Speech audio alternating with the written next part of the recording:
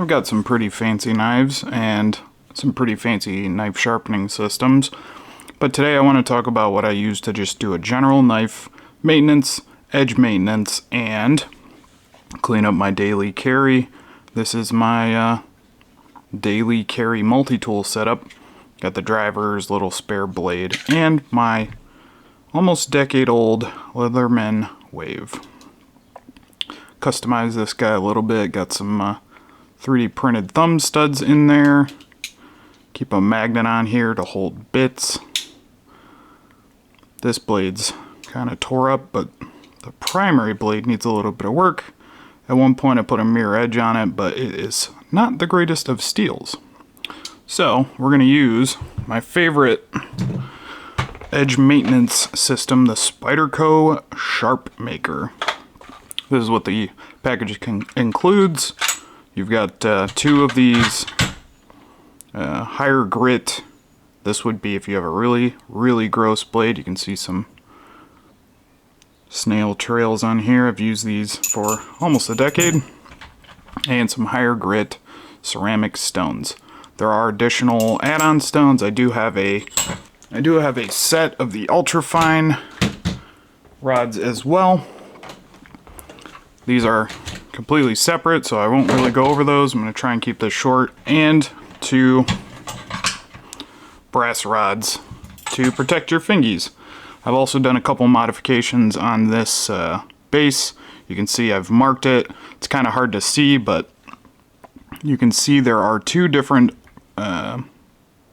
angles. You've got your back bevel / 40 degree or this is 30 degree, excuse me, or your primary edge, which is 30.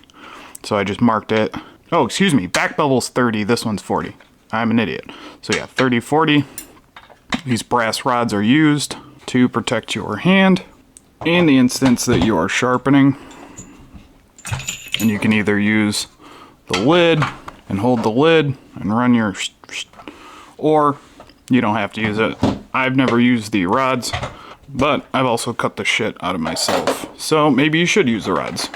I'm a free baller. It's also got, on this edge, you can insert one of these rods and use this for sharpening scissors or shears.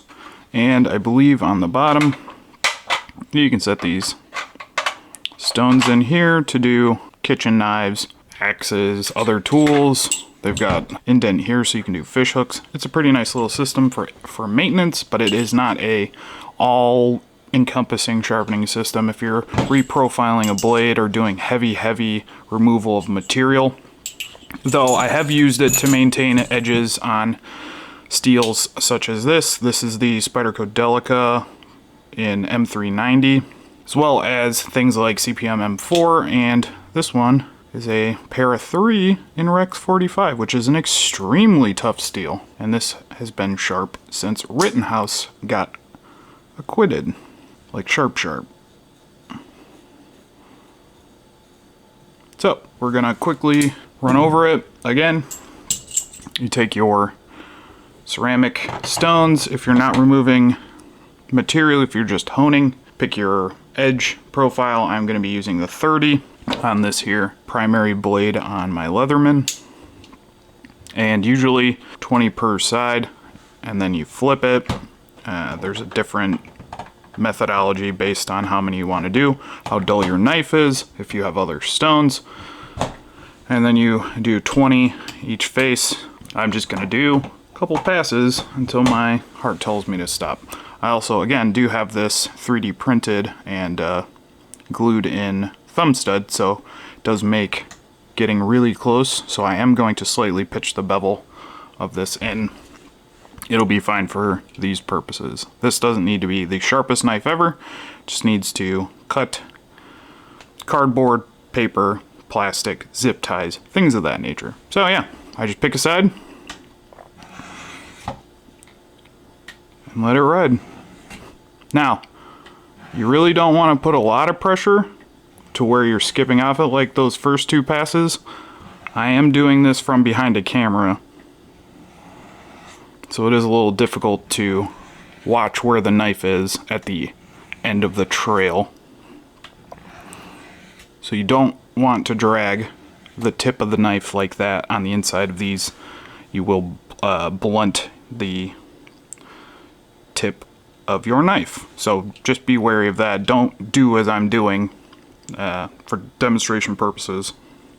Just go straight up and down, straight up and down.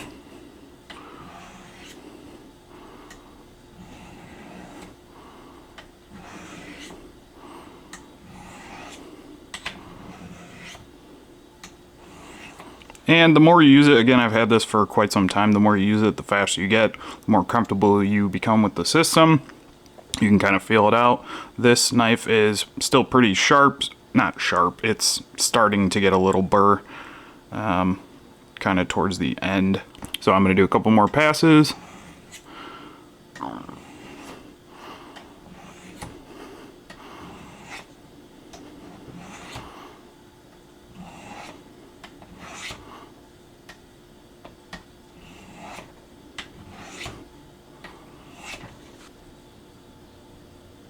Feels pretty good. And rotate it to flats. Now if you had a really scuffed steel, or edge rather, not steel, if you had a very hard steel or a scuffed edge is what I meant to say, you might have to spend more time. You might have to start with your lower grit and work your way up. Again, the steel on these is not the greatest for just a stock Leatherman. This one sharpens up rather quickly, so even without a reprofiled edge, which is what this is,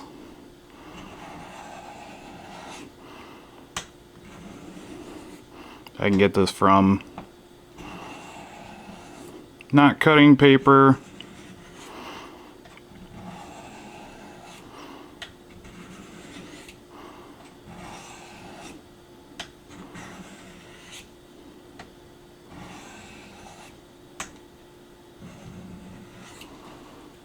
to hair-poppingly sharp pretty quickly. And feel that, yeah, that kind of, it wasn't a burr necessarily, but there was some edge imperfection up here. Ooh, yeah, that's sharp. Let's do the back of the hand hair test here.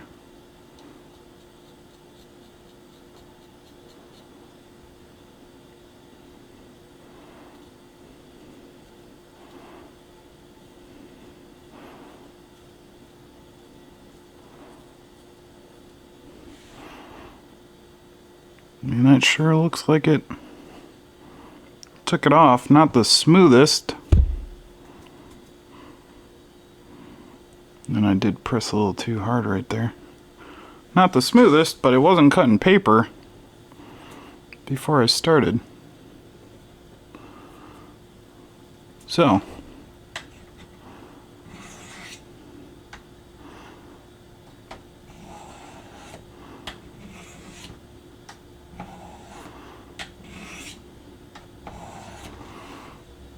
now, would I recommend the sharpener system to every single person? Probably not. But if you're just now getting into knives, or you're looking for something that will work with tools as well as folding knives, pocket knives, whatever, this is a great system. Usually they can be found at most sporting goods stores as well as online. If you're looking for a more in-depth and drawn-out full breakdown, there's tons of people that have done them. I just thought I would dip my feet into the pool as I had a knife to sharpen. So yeah, it's not the best system in the world. There are fixed angled sharpeners that are pretty similar and equivalent price. However, it is a fantastic standby, folds down relatively small, and works with a multitude of different tools that the other sharpeners might not work with. So yeah, alright, that's it for this video, guys. I will catch you in the next one. Peace. Oh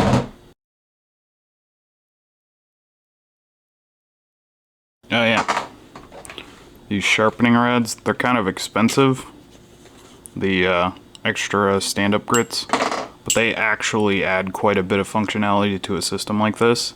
They also make diamond coated carbide different lower grits as well. I like this as a maintenance and then topping off and finishing with the higher grits, rather than using this as a system that I would reprofile or completely change the edge apex of a knife. For if you're a Spyderco heavy collector or user, this is a great system because most of their knives fall within the profile bevel for this sharpener. I'm thinking maybe in the $100 range for the system itself, plus extra higher grit stones if you're looking for them. But finishing with the ultra fines, and then even switching to the other for a secondary bevel. If you want to do that, you could do that. You could get your primary bevel with your deeper, and then finish the apex of the bevel with a separate angle. So, all right, that's it.